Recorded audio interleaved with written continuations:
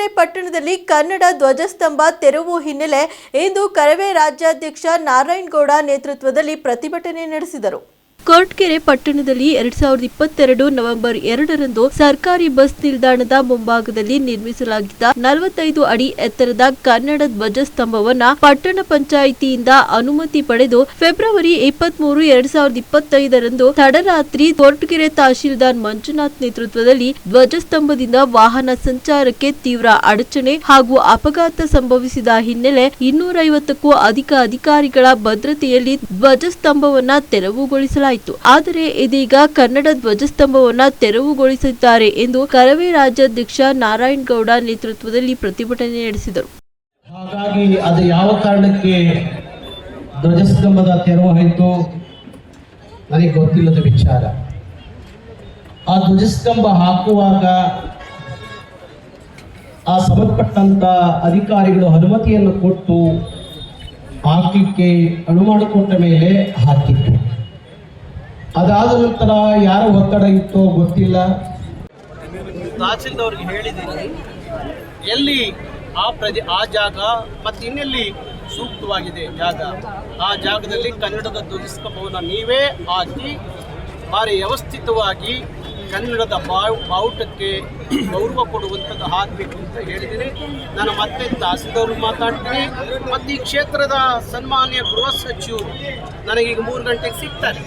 ಆಗ ಅವರ ಜೊತೆಯಲ್ಲೂ ಚರ್ಚೆ ಮಾಡ್ತೀನಿ. ಚರ್ಚೆ ಮಾಡಿ ಏನು ಕನ್ನಡದ ಬಾವುಟದ ವಿಚಾರದಲ್ಲಿ ಇಲ್ಲಿ ತೊಂದರೆ ಆಗಿದೆ ಅದು ಸರಿಪಡಿಸುವಂಥ ಕೆಲಸವನ್ನ ನಾನು ಮಾಡ್ತೀನಿ. ರಾಜ್ಯದಲ್ಲಿ ಬಹುತೇಕ ಎಲ್ಲ ಕಡೆ ಮಾಡಬೇಕು, ಅದನ್ನು ಮಾಡಬೇಕು.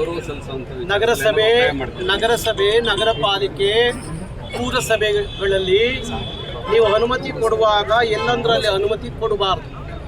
ಅದಕ್ಕೆ ಸೂಕ್ತವಾದ ಜಾಗವನ್ನು ಗುರುತಿಸಿ ಧ್ವಜಸ್ತಂಭವನ್ನು ಹಾಕಲಿಕ್ಕೆ ಅನುಮತಿ ಕೊಟ್ಟಾಗ ಅವೆಲ್ಲ ಸರಿ ಆಗ್ತವೆ. ಹಾಗಾಗಿ ಕೆಲವೊಂದು ಕಡೆ ಬೇರೆ ಬೇರೆ ಉದ್ದೇಶಕ್ಕೆ, ನಾನು ಎಲ್ಲರೂ ಒಳ್ಳೆ ಉದ್ದೇಶಕ್ಕೆ ಧ್ವಜಸ್ತಂಭ ಹಾಕ್ತಾರೆ ಅನ್ನೋದಲ್ಲ, ಕೆಲವರು ಬೇರೆ ಬೇರೆ ಉದ್ದೇಶಕ್ಕೂ ಧ್ವಜಸ್ತಂಭಗಳನ್ನ ಹಾಕುವಂತಿರುತ್ತೆ. ಅದನ್ನೆಲ್ಲ ನಾನು ಇಡೀ ರಾಜ್ಯದಲ್ಲಿ ನೋಡಿದ್ದೀನಿ. ಅಂತ ಹೇಳಿ ಎಲ್ಲ ಮಾಡುವ ಕೆಲಸ ಭಾರಿ ಒಳ್ಳೆ ಕೆಲಸ ಅಂತಲೇ ಅಲ್ಲ. ಆದರೆ ಇಲ್ಲಿ ಆ ಪ್ರಶ್ನೆಗಳು ಒಂದು ಸ್ವಲ್ಪ ಪಕ್ಕಕ್ಕಿಟ್ಟು ನೋಡೋದಾದರೆ ಕನ್ನಡದ ಬಾವುಟ ಅನ್ನೋದು ಕನ್ನಡಿಗರ ಭಾವನಾತ್ಮಕವಾದಂಥ ವಿಚಾರ. ಅದನ್ನು ತೆರವುಗೊಳಿಸುವಾಗ ಭಾರಿ ಯೋಚನೆ ಮಾಡಿ ಸರಿಯಾದ ರೀತಿಯಲ್ಲಿ ಅದು ಆಗಬೇಕು ಅನ್ನೋದು ಒತ್ತಾಯ. ನಾವು ರಾಜ್ಯ ಸರ್ಕಾರಕ್ಕೆ, ಜಿಲ್ಲಾ ಆಡಳಿತಕ್ಕೆ ಅನೇಕ ಸಂದರ್ಭದಲ್ಲಿ ಮನವಿ ಮಾಡಿ ಯಾವಾಗ ಯಾವ ರೀತಿಯಲ್ಲಿ ರಾಷ್ಟ್ರಧ್ವಜಕ್ಕೆ ಈ ನೆಲದಲ್ಲಿ ಮಾನ್ಯತೆ ಸಿಗುತ್ತೋ ಹಾಗೆ ನಾಡಧ್ವಜಕ್ಕೂ ಅದೇ ಮಾನ್ಯತೆ ಸಿಗಬೇಕು ಅನ್ನೋದು ನಾವು ಅನೇಕ ಮುಖ್ಯಮಂತ್ರಿಗಳ ಜೊತೆಯಲ್ಲಿ, ಜಿಲ್ಲಾಡಳಿತ ಜೊತೆಯಲ್ಲಿ ಮಾತಾಡಿದ್ದೀವಿ. ಬಹುಶಃ ಮತ್ತೊಮ್ಮೆ ನಾನು ಮಾತಾಡ್ತೀನಿ. ಯಾಕೆಂದರೆ ನಾನು ಮುಖ್ಯಮಂತ್ರಿಗಳಿಗೆ ಹೇಳಿದೆ ಮೊನ್ನೆ, ನೀವು ಬೇರೆ ಎಲ್ಲರನ್ನ ಸಭೆ ಕರೆದು ಮಾತಾಡ್ತೀರಿ, ಈ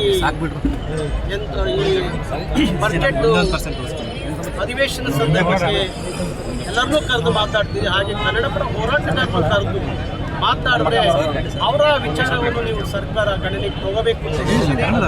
ಈ ಬಜೆಟ್ ನಂತರ ನಾನೊಂದು ಸಭೆ ಮಾಡ್ತೀನಿ. ಆ ಸಭೆಗೆ ನೀವು ಎಲ್ಲ ಬಂದು ನಿಮ್ಮ ವಿಚಾರಗಳನ್ನು ಹಂಚ್ಕೊಳ್ಳಿ ಅಂತ ಹೇಳಿದರೆ, ಹಾಗಾಗಿ ಆ ಸಭೆ ನಾನೆಲ್ಲ ವಿಚಾರ ಮಾತಾಡ್ತೀನಿ.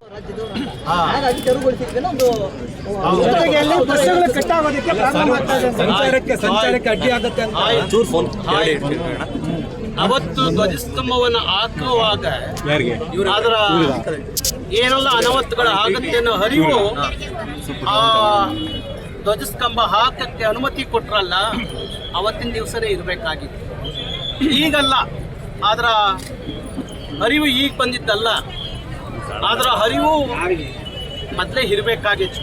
ನನಗೂ ಗೊತ್ತಿದೆ, ಕನ್ನಡದ ಆ ಸರ್ಕಲ್ನಲ್ಲಿ ಒಂದಷ್ಟು ಬಸ್ಸುಗಳು ಓಡಾಡೋದ್ರಿಂದ ಒಂದಷ್ಟು ಏನಾದರೂ ಅಪಘಾತ ಆಗುವನ್ನ ಕಾರಣ ಅವ್ರು ಏನಾದರೂ ಕೊಡೋದಾದ್ರೆ ಅದನ್ನು ಅವತ್ತೇ ಯೋಚನೆ ಮಾಡಿ ಈ ಜಾಗದಲ್ಲಿ ಬೇಡ ಅಂತ ಹೇಳಬೇಕಾಯ್ತು.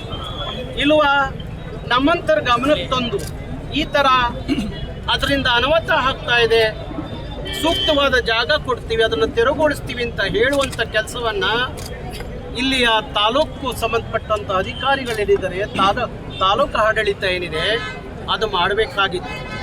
ಅದನ್ನು ಮಾಡದೆ ರಾತ್ರೋರಾತ್ರಿ ಯಾಕೆ ಕಿತ್ತಾಕಬೇಕಾಗಿತ್ತು? ಯಾಕೆ ಅದ್ರ ಅಗತ್ಯ ಏನಿತ್ತು? ರಾತ್ರೋರಾತ್ರಿ ಕಿತ್ತಾಕಿ ತಾಲೂಕು ಅಧ್ಯಕ್ಷರನ್ನ ಬಂಧಿಸಿ ಕರ್ಕೊಂಡು ಹೋಗಿ 100 ಜನ ಪೊಲೀಸ್ನವ್ರು ಇಟ್ಕೊಂಡು ಕನ್ನಡದ ಬಾವುಟವನ್ನು ತೆರವುಗೊಳಿಸುವಂತ ಅಗತ್ಯ ಇರಲಿಲ್ಲ. ಹಾಗಾಗಿ ಹೇಳ್ತಾ ಇದ್ದೀವಿ, ಅದೇನೇ ಇದ್ರೂ ಸಹ ಆ ಥರದ ಸಮಸ್ಯೆ ಎದುರಾದಾಗ ನಮ್ಮಂತರ ಗಮನಕ್ಕೆ ತಂದು ಅದನ್ನು ತೆರವುಗೊಳಿಸಿದ್ರೆ ಒಪ್ಕೊತಾ ಇತ್ತು. ಅದು ಬಿಟ್ಟು ಈ ಥರದ ಯಾವುದೇ ಕೆಲಸ ಯಾವುದೇ ತಾಲೂಕಲ್ಲಿ ಯಾವುದೇ ಊರಿನಲ್ಲಿ ಕನ್ನಡದ ವಿಚಾರದಲ್ಲಿ ಒಂದಷ್ಟು ಸಹಿಸಿಕೊಳ್ಳುವಂಥ ಗುಣ ಇಟ್ಕೊಂಡು ಕೆಲಸ ಮಾಡಬೇಕು ಹೊರತು ಕನ್ನಡಿಗರ ಅಪ್ಪಟ ಕನ್ನಡಿಗರು